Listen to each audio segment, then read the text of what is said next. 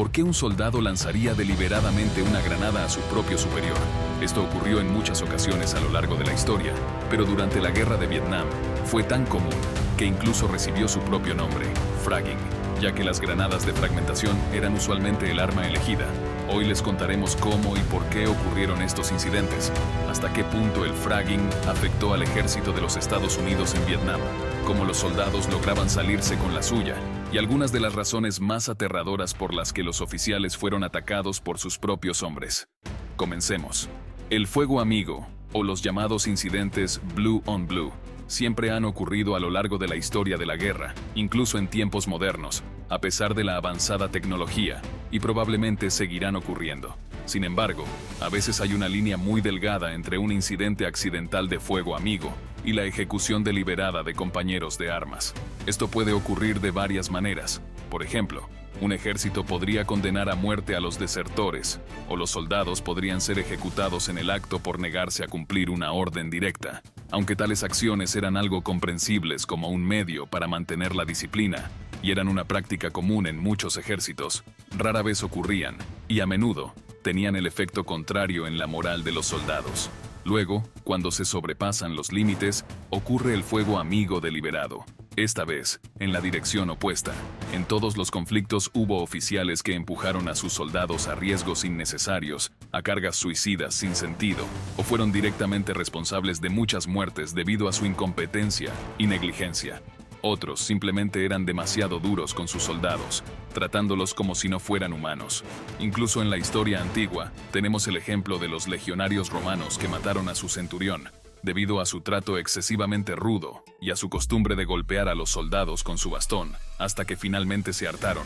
Durante las guerras napoleónicas y más tarde en la Guerra Civil Americana, las balas de mosquete golpeaban accidentalmente a oficiales impopulares. Es realmente extraño cómo una bala perdida puede alcanzar a un oficial conocido por su trato estricto hacia sus soldados. Luego llegó la Primera Guerra Mundial y las horribles bajas de la guerra de trincheras, las cuales se acumularon enormemente en cargas suicidas de ondas humanas a través de la tierra de nadie, directamente hacia ametralladoras, la mayoría de las cuales terminaban horrible o con ganancias mínimas. Sin embargo, los soldados fueron repetidamente ordenados a lanzarse al ataque hacia su muerte segura. Allí ocurrió el primer caso conocido registrado de lo que más tarde se conocería como fragging. Soldados británicos en las trincheras atacaron a un oficial subalterno infame, metieron una bomba Mills en sus pantalones y huyeron. Cuando se dieron cuenta de lo que estaba sucediendo, ya era demasiado tarde. La investigación no pudo determinar quién fue el responsable, ya que no había evidencia de lo que realmente había ocurrido, y extrañamente, nadie entre los soldados vio nada. Aunque quizás el caso más famoso, este no fue el único incidente de fragging en la Primera Guerra Mundial. Hubo muchas ejecuciones de soldados que se negaron a cumplir una orden o intentaron abandonar el campo de batalla, todo bajo el pretexto de mantener la disciplina. La Unión Soviética, tanto en la Primera como en la Segunda Guerra Mundial, tenía destacamentos especiales antideserción, conocidos como tropas de barrera, cuyo trabajo era evitar cualquier retirada no autorizada de sus soldados. Sin embargo, de vez en cuando, alguien era disparado por la espalda durante una carga o dejado atrás en la tierra de nadie, cuando los soldados simplemente ya no podían más. En la Segunda Guerra Mundial, el ejército también era muy estricto, y se esperaba que los soldados siguieran las órdenes sin cuestionarlas. En algunos casos extremos, ocurriría el fragging, pero estos eran incidentes aislados, generalmente cuando ciertos oficiales simplemente se pasaban de la raya. Sin embargo, más tarde, en la Guerra de Vietnam, este fenómeno se volvió tan común que al menos 450 oficiales y 600 soldados fueron registrados como muertos en incidentes de fragging, y otros 1.400 murieron en circunstancias misteriosas, mientras que cientos resultaron heridos en diversos incidentes similares. Para ponerlo en perspectiva, en la Primera Guerra Mundial participaron más de 4.700.000 militares estadounidenses y se registraron alrededor de 370 casos de violencia dirigida hacia superiores. ¿Cómo fue que la Guerra de Vietnam vio un aumento tan drástico en estos incidentes y por qué? Primero veamos qué llevó a esto y luego cómo fueron los incidentes de fragging. Si te está interesando este contenido, no olvides suscribirte al canal para no perderte más historias impactantes y poco conocidas de la historia militar. Seguimos con el video. La mayoría de los soldados, comprensiblemente, no querían participar en la guerra de Vietnam. Muchos fueron simplemente reclutados y empujados a una guerra que ni siquiera comprendían completamente. A medida que la guerra se intensificó, se volvió cada vez más impopular entre los soldados de los Estados Unidos y el público en general.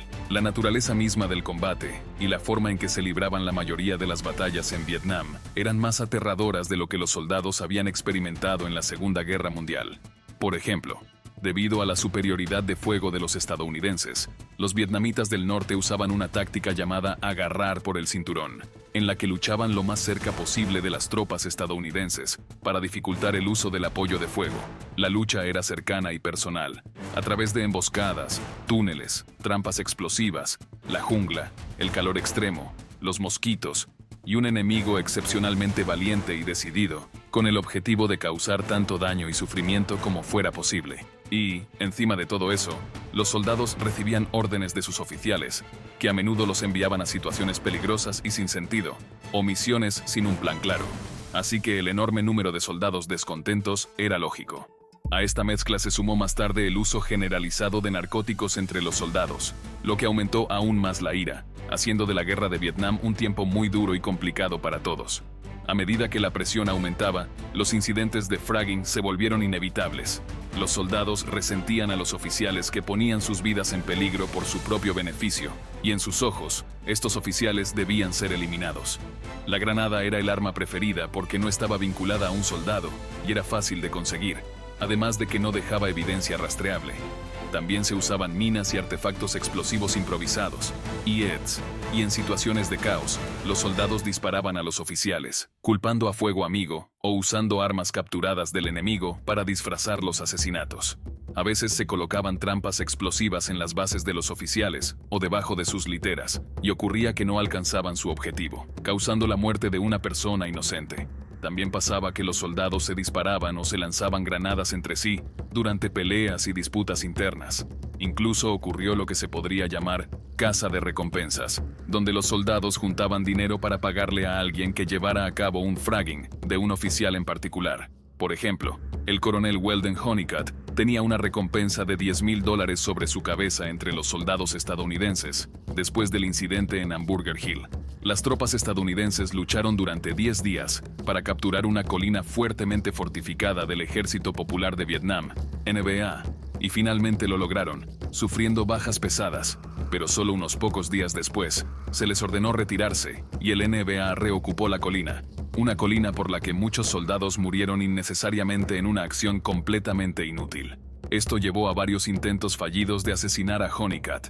El ejército de los Estados Unidos intentó solucionar el problema del fragging, restringiendo el acceso a las armas, especialmente las granadas, y aislando a las unidades involucradas durante las investigaciones. Sin embargo, estas medidas no fueron efectivas, ya que los soldados obtenían granadas del mercado negro. Algunos dejaban advertencias, como granadas sin activar, o con el nombre del oficial escrito en ellas.